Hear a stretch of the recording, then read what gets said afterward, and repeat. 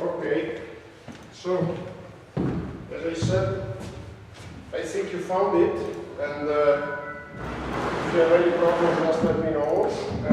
But in any case, I also need it, so let me take it and let's read the text together. The text is very simple. So.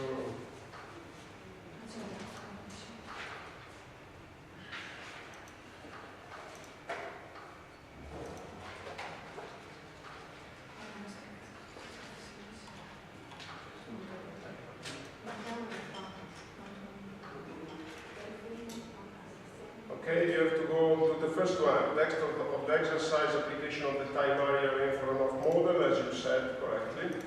And let's wait for the download. Okay, here it is. So it's, as I said, it's very simple. And it's an application of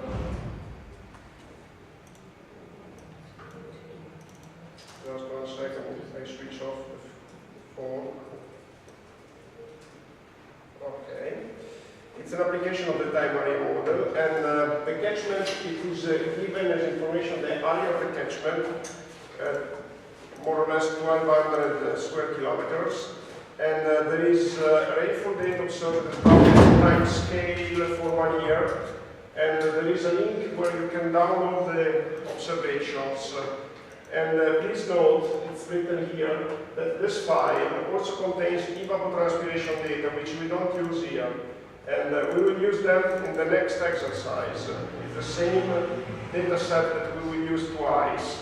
So we have just to upload in R, and I will show you how to do that, only the rainfall data.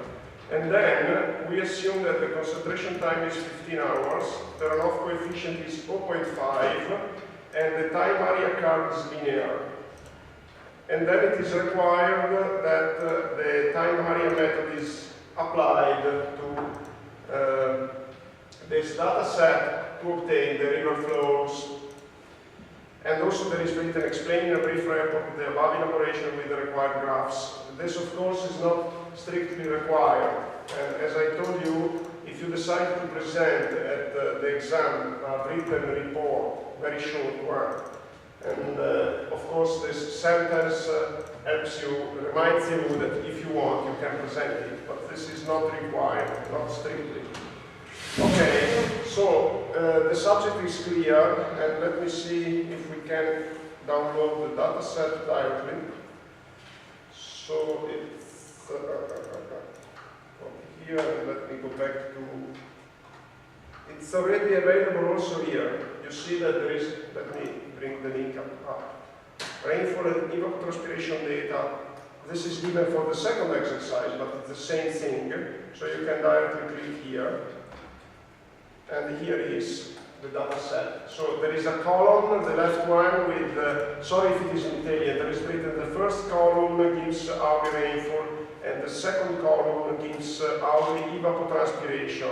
And also it specifies that these are synthetic data. These are not observed data. These are synthetic data that then were generated by using a model, and then they were corrupted to introduce uncertainty. Because when you generate synthetic data, usually, you generate them with a model, and then you have to introduce the uncertainty that data always have.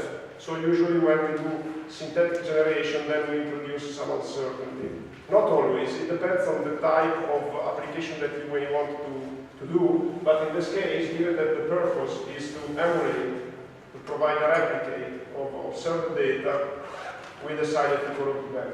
And you may ask me why I decided to use synthetic data. The reason is just because it's handy, and especially when I need long data sets, like 10, 20 years, it's not easy to find observed data with a long observation period, so sometimes I decide, for the purpose of teaching, to use synthetic data.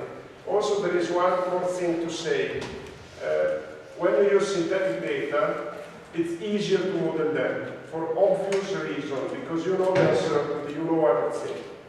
Instead, if you use real data, it becomes more difficult. So for the purpose of teaching, sometimes I prefer to use synthetic data. Okay, that's fine. So these are the data. Now we have to go into R and start developing our exercise. First of all, you need this data to save the file somewhere, in a position where you can locate the file from R. So in my case, what I do is I select file and then save page as, and then I select, this is HTML, which is not the best. So what I would do is I go back to my web page, and then I go to the link, I click with the right. You see that I am with the cursor over the link with the small hand that's here. I click with the right, and then I choose Save Link As. I'm using Firefox, so if you use another browser, maybe that it's a bit different, the menu, but in any case it gives to you the opportunity to save the link, which means that you are not opening the file to which the link refers to, you are saving it. So I save the link as, and I put it, okay, of course it's different, my operating system from yours. If you're using Windows, I put it on the desktop, okay? So my desktop is here, and you see that the file is named, as it is named in the website, which is rain-evapo.txt. So I save it, and before I move forward, let me say something on file formats. Probably you already know what I'm saying, but it's important that you have a clear idea. When you store a file, the file always has its own format, meaning that it can be opened by Excel or Word or many others, like AutoCAD, like whatever program. Usually each program has its own format. And this makes compatibility sometimes a bit difficult. So you always have to know what is the format of the file you are dealing with, because it has a direct effect on the program that you may use to open it. So, to make it very simple, if you have an Excel file, you have to know that it's an Excel file. And how do you recognize it? Because of the extension, which is XLSX. Okay? So, it's always important that dealing with a file, you know what the extension means, like PDF, you know what it means. No problem with the camera, don't feel embarrassed. And the PDF, you know that you have to use a PDF reader, etc. Okay? Now, here we are dealing with a TXT extension. TXT usually, it's a convention, means that the file is in ASCII format. ASCII is written in this way. It's also called ASCII. It's in ASCII format. ASCII is a format that is not really well known, so I want to spend some words. And it's sometimes also called text format. So sometimes you can read on the web or in the references, it's a text file. It's a synonym, because this format has a unique feature. It is almost universal, means it can be read by plenty of programs. So the text file or ASCII, whatever, can be opened by Word, Excel, and many others. And given that it's universal, it has some limitations. So it can't contain figures, for instance. It can't contain formatting, because if formatting was included, with formatting I mean bold characters or italic characters. If it was included, then it has to be encoded with a specific format that cannot be readable by all the programs. So they have to make it very simple. So it can contain lowercase and uppercase. In a ASCII format, you can distinguish between lowercase and uppercase, but not bold, not italic, and usually also the font is fixed. You have just one font, and you cannot make a difference between Times New Roman, etc., and Arial, etc. But it has the great advantage that it's almost universal. So sometimes when I give data to the student, I could give the data in Excel. But then Excel cannot be read by R. So I prefer to use the ASCII format or text format, because it can be read in Excel if you want to use Excel. It can be read by R. It can be read by Word. It's no problem. If you open a file in Excel, you know that there is a menu that you can open to specify the format of the file. And if you go there, there is a text format. Okay? So this is why I use this format, and it can be also opened by a text editor. And you have to get familiar with text editor programs, because they allow you to create and modify these text files. And the typical text editor of Windows is Notepad, so it can be opened by Notepad. And typically in Windows, if you get a TXT extension and you double click on it, then Notepad is called to open the file. Okay? So this is an issue that you have to get very familiar with.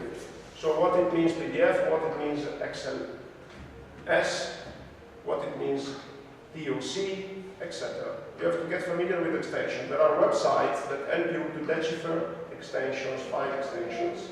Sometimes it's not easy, because of course there are thousands of programs available, like you may have also Photoshop and GIMP, which is another program to manipulate pictures. So there are plenty of different extensions. Okay, now that I clarified this, and that I saved the data file, let me go to R and open it, okay? Because, of course, this is our exercise and we have to develop it in R. Okay, so I open, just 1 second, an R window. And before I move forward, let me make a very short premise on a couple of features of R that I didn't introduce you so far. Okay? First of all, cycles. When you program and you use a programming language, cycles are extremely important, because you know the reason why you decide to use the PC to make a computation, and in particular the reason why you decide to write a program, is, in most of the cases, because you have to repeat the same calculation many times. So it becomes useful, instead of using a handy calculator, a hand calculator, it's useful to write a program, because you have to run the program many times. The cycles are precisely instructions in the programming language that allows you to repeat the same operation many times. And each programming language has its own terms to launch a cycle. So it's important that we know these terms for R. And in R it is used for. So let me make a very simple example. For, and this is the syntax. I in 1 to 10. And then if I press return, you see that R gives a plus, which means that he's waiting for something. Basically, this instruction that I gave is telling R to repeat 10 times the next instruction. So again, this instruction that I gave is telling R to repeat 10 times the next instruction. So now he's waiting for the next instruction, because he knows that I am giving an input to repeat 10 times. And the input could be, for instance, CAT. CAT means write on the screen. Full cycle. You see, he wrote 10 times full cycle.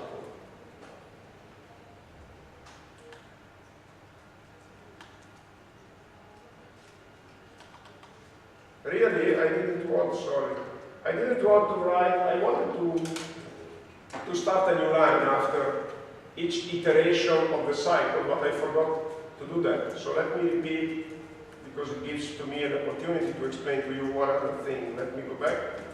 For I in 1 to 10, and then this is the instruction, I forgot field equal true. And here it is. Now,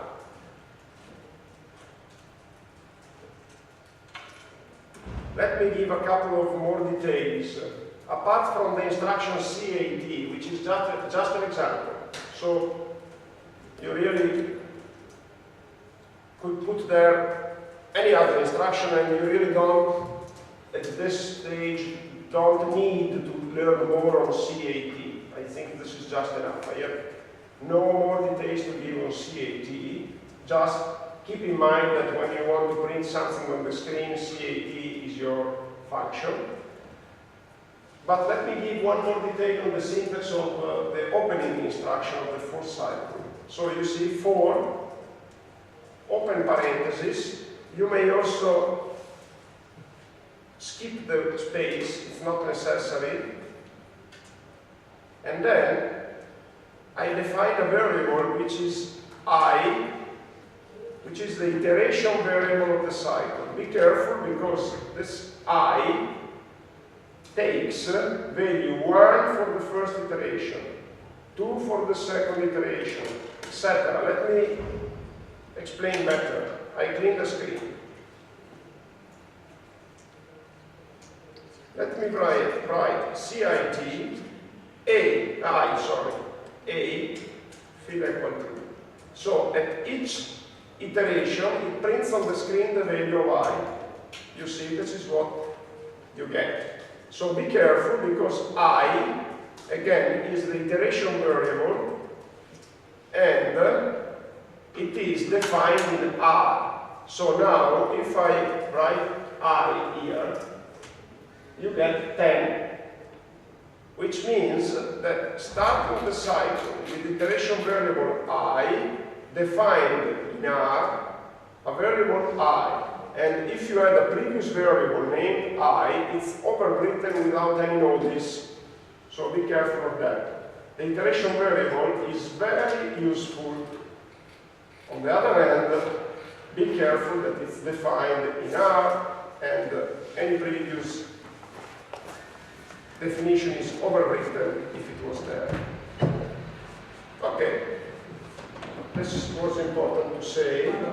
And if I write that comment, it gives me 1, 2, 3, 4, 5, 6, 7, 8, and 10 times for 100 numbers. Is that possible? Did you write, I think you made a mistake in writing the 4 on the top. I checked. So you can...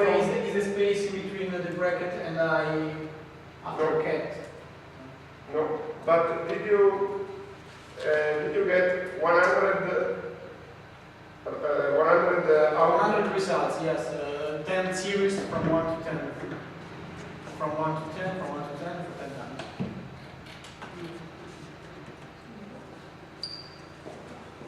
Okay, let's try to do that. Remove I and then repeat this.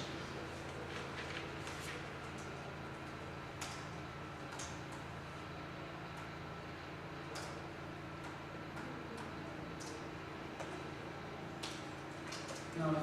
Okay, because you made some mistake before and you defined I as a vector. So I reiterate my warning. You have to be careful on the iteration variable. And because if it's already defined in R, some trouble will. And the most frequent trouble is that it gets overwritten. But in your case, probably, if it was a vector, maybe, I'm not sure what happened, but you have to be careful. Usually, I use I only for the iteration cycles. And when I need a second variable, I use double I or triple I. And I am aware that I, for me, is the iteration variable. And it's better not to use it for other purposes. And if you want to be really sure, it's probably better to make sure that it's not defined before. And of course, you know, you realize if you make a mistake, so you don't really need to take all these precautionary actions. Sorry, sometimes. Okay, another issue which we need, but I think it's probably we don't need it, so let's move forward. Okay, another issue I wanted, I'm not sure, I think I already introduced to you the operation over vectors, but let's remind us how they work. So let me define a vector A equals C 1, 2, and let's define a vector B which is equal to C 5, 6, and let's print A times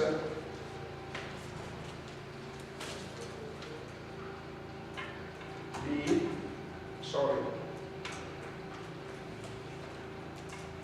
Let's print A plus B, and this is the result that you get. So be careful of knowing what happens when you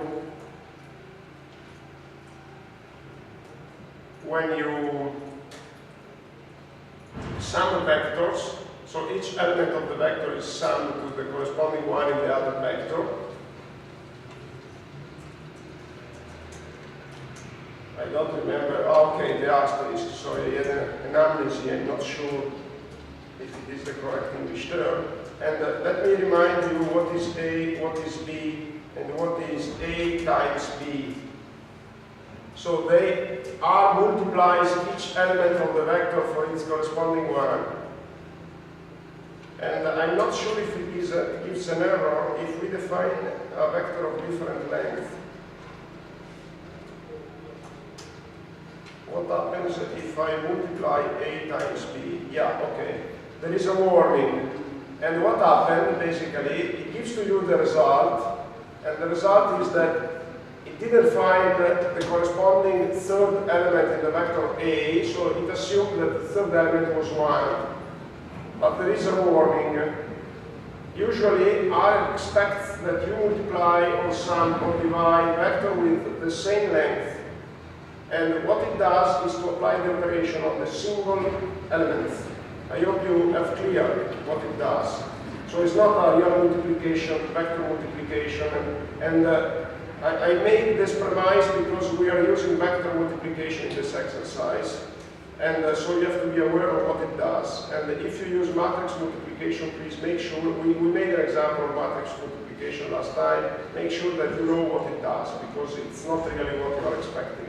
Even in the matrices, the operation is applied to each element and the corresponding element in the second matrix. So I hope it's clear, okay? Okay, that's fine. Now let's start with our exercise. And what we have to do, basically,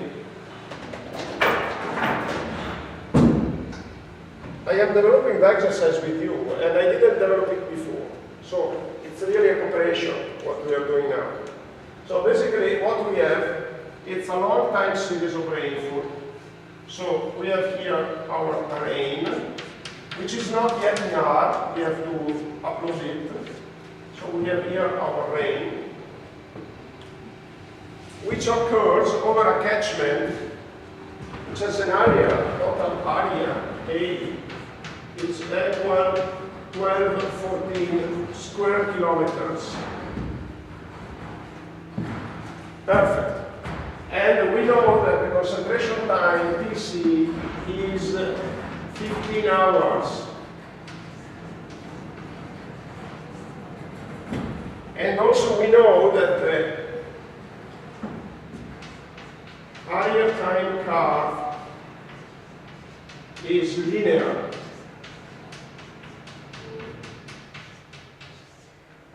Let's apply the time area method in discrete form, not by integrating it. Why that? Because we have the observational rainfall at discrete times. It's hourly rainfall. So it's more handy for us, because let's say it's more handy for us to use the discrete representation of the model, and also take into account that when you use the computer, to solve, to apply a model, you always work with discrete times. So when we want to apply a model that describes the evolution of a variable in time, and it's a numerical model, you always work with discrete times. Of course, you could take another solution, which is solve the integral in an analytical way, and then you get another relationship which is analytical, and then you could apply the analytical relationship. But in any case, you are working with data that are defined at discrete time step. You don't have, when you use numbers, when you use the PC, you don't have a continuous representation of rainfall. It would be possible if you had a function describing rainfall, but you don't have it because rainfall is described through observations. So even if they are very fine, like 15 seconds, it's always discrete time. So I hope this is clear. So a way to, if you wanted to apply the time area model analytically with a full analytical solution, you have to integrate, first of all, the model, because you have an integral. You remember yesterday, you have an integral, you have to integrate it, which could be possible. It could be possible because if you assume that the time area curve is linear, etc., it's possible to find an integral relationship. But then you need a continuous function describing the input data, like rainfall, which we don't have actually, unless we interpolate with an analytical function our observations, but this is not possible usually, and also it's not convenient. So basically, when we make practical hydrological application, and this is my conclusion, you always work in with discrete representations. So in this case, let's use the summation, not the integral. And the second question is the selection of the time step. And in this case, rainfall is given at the hourly time step. Let's take the hourly time step for applying the model.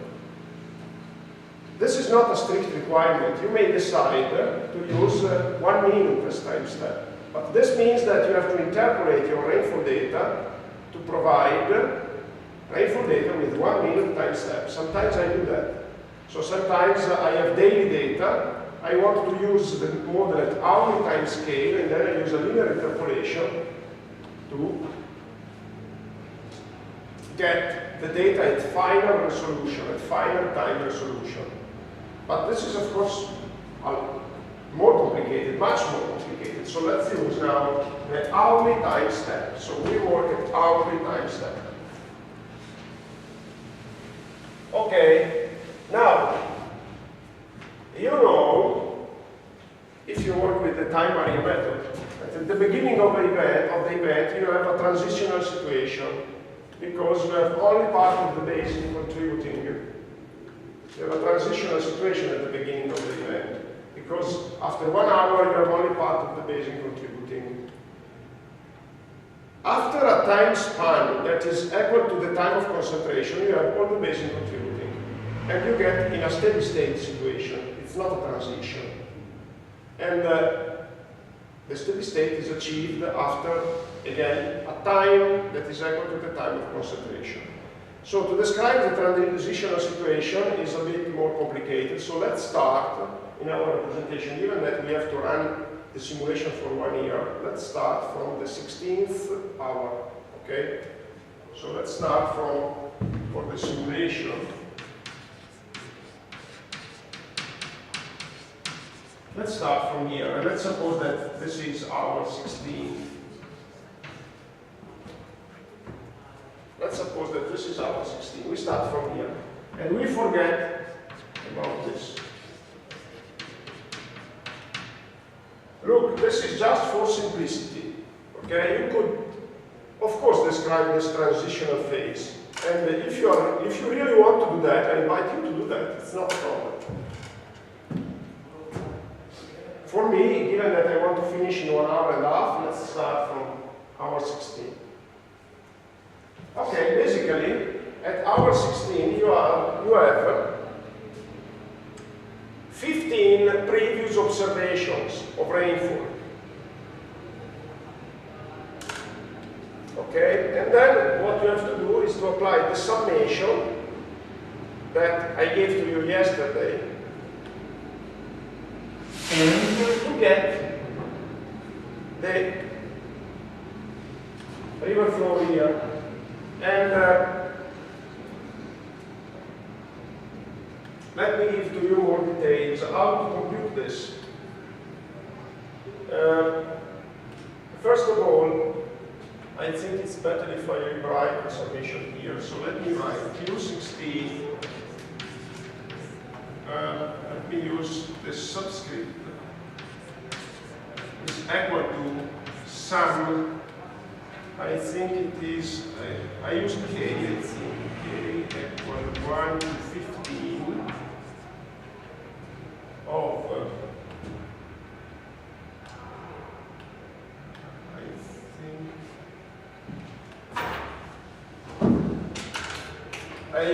I want to use the same symbols and representation that I used yesterday. So I go back to the PowerPoint because I don't remember if I used K or not. I want to make sure that I use the same symbols.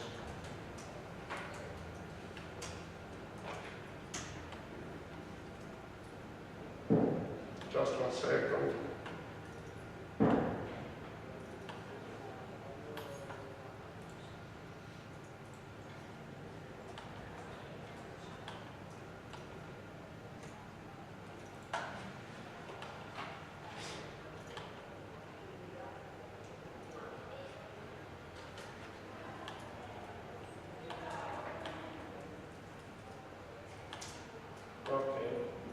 Here it is.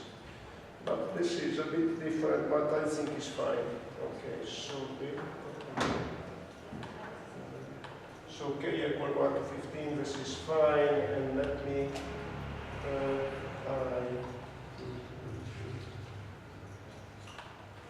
okay, so let me say delta A K for I, and I used, okay, 16 minus K. It should work in this way, just let me, yes, I think it should work, because it's 15, okay. This is the formulation that I used now. So I have the previous, you see, 15 observational rainfall. The rainfall that I need here is from 1 to 15, which I have, okay? Because K is varying from 1 to 15, so if I get 16 minus K is rainfall from 1 to 15, which I have. And it's given by this vector here. This is previous rain. So this is the vector that I have already available, which I have to multiply for the sequence of the AK. Now, my question is how to determine this sequence of AK. And the sequence is given by 15 equal numbers, because the area time curve is linear. AP, depending on time of concentration is 15 hours, and the total area is 1214 square kilometers. So this is our time area curve. And you see that the increments, the delta AK, are identical and given by 1214 divided by 15. So delta AK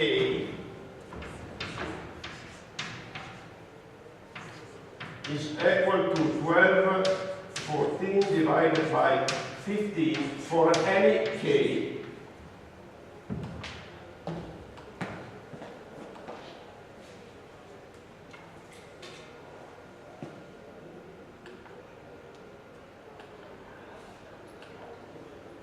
Okay, now let me bring rainfall here. We have a vector with 15 elements which is previous rainfall. We have another vector with 15 elements, which are the delta A k. If I multiply them,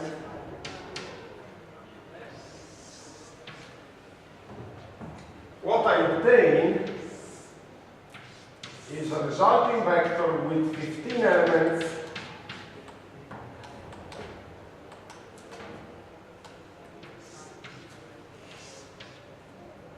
which correspond to first element of the rain multiplied by the first element of the delta A, and it goes here. Second element of the rain multiplied by the second element of the delta AK, which goes here. So what I get as a result are the single element of the summation. And if I get the summation of this resulting vector, this is what I want to get.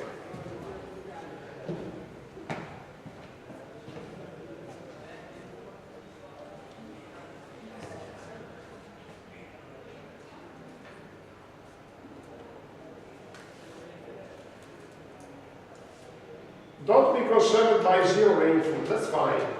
It means that you have no rainfall, that's it. So no problem.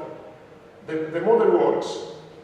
So what we have to do is, at time 16, just get the 15 previous rains, multiply them in R by a sequence of delta AK which are identical, and then take the summation of the result. This is just what we have to do, and we have to take into account that we have a runoff coefficient of 0.5. Okay, let me do that in R. Of course, this applies only for 16, and then we have to move one step forward, etc. But let me do that for now, only from the step 16, okay, to get the result. And I think I have 15 zeros in rain, so it's not a good example because you will get 0 as a result. But anyway, let's do that. And I'm going back to R, but instead of working in R, I give you a suggestion. Write a text file and work on a text file. So